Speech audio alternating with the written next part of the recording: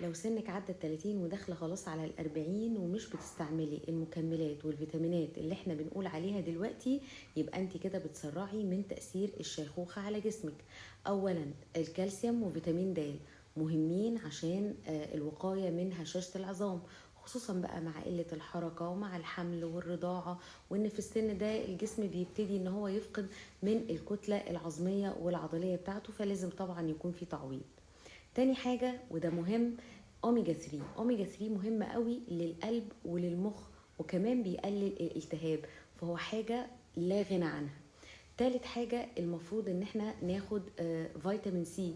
فيتامين سي ده مهم قوي لتكوين الكولاجين اللي هو اصلا بيخلي البشرة والجلد يكون شكله صحي. فيتامين اي برضو مهم قوي عشان بيقلل من تأثير التقدم او علامات التقدم في السن. دي مجموعة من الفيتامينات والمكملات اللي لازم تكون في الروتين اليومي لأي سيدة داخلة على ال40.